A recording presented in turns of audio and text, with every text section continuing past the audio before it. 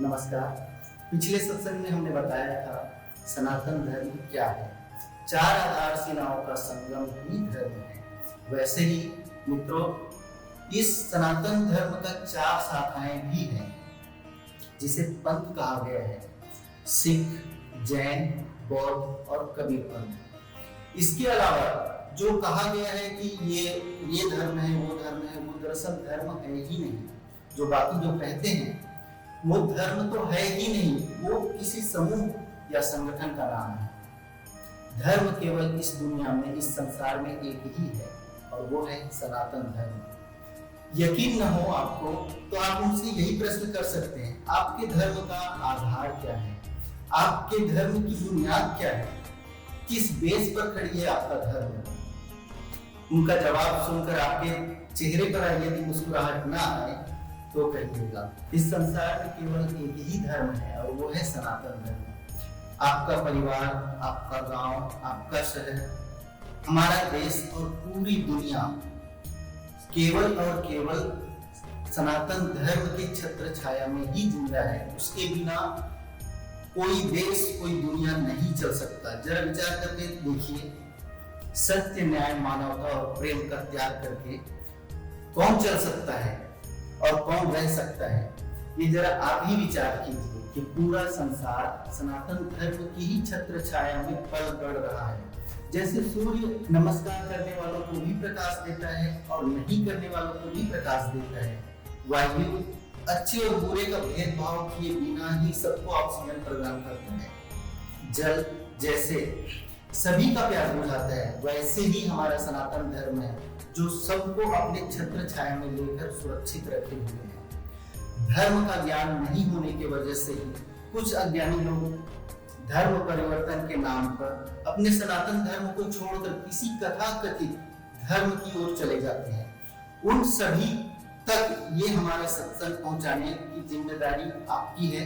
यही मैं आग्रह करना चाहूंगा, सभी हिंदुओं तक इस सत्संग को पहुंचाया जाए, ताकि कोई भी डर, लालच या अज्ञानता के चलते धर्म परिवर्तन ना करे। पसंद आए तो ज्यादा से ज्यादा इस सत्संग को शेयर कीजिए। इस धरती पर अब तक जितने भी युद्ध हुए हैं, चाहे दो भाइयों के बीच में हो या माता पिता के साथ में हो, पति पत्नी के बीच में हो या मित्र या शत्रु किसी के भी साथ में हो, सारे के सारे युद्ध धर्म और अधर्म के बीच में ही हुआ है, चाहे वो दो देशों के बीच में ही क्यों ना हो।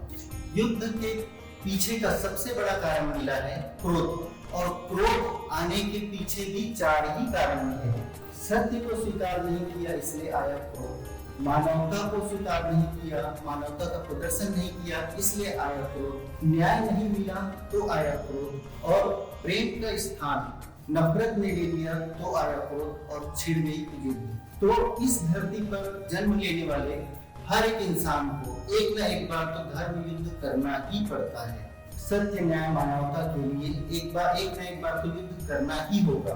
ये जरूरी नहीं है कि आपके धर्म युद्ध में आपका विरोधी केवल आपका शत्रु ही होगा। ऐसा नहीं होता। आपके सामने कोई भी हो सकता है, आपके माता पिता, रिश्तेदार, सगे संबंधी, मित्र या शत्रु। आपको सत्य, न्याय, मानवता और प्रेम, इन चारों का त्याग कभी नहीं करना है। यही धर्म है। अगर इसका त्याग आप नहीं करते तो जीत आपकी होगी, धर्म की होगी, क्योंकि धर्म के पक्ष में ही परमात्मा रहता है। इतिहास गवाह है, धर्म युद्ध शत्रुओं से ज्यादा अपनों के बीच ही लड़ा गया है। मित्रों, मैं कथावाचक तो नहीं हूँ, मैं ज्ञानी पंडित भी नहीं हूँ, और ना ही मैं प्रवचन करता हूँ। मैं आपके जैसे ही एक साधारण इंसान हूँ। गलतियां मुझसे भी होती है, अवगुण मुझ में भी है। मेरे अवगुणों को छोड़कर सद्गुणों को अपनाकर अगर आप मुझे फॉलो करते हैं तो बेहतर होगा। प्रश्न है तो उत्तर है, और उत्तर ही ज्ञान है। और जो ज्ञान अपने अंतर आत्मा से मिलता है, जो परम सत्य को सिद्ध करता है, वो ब्रह्म ज्ञान है।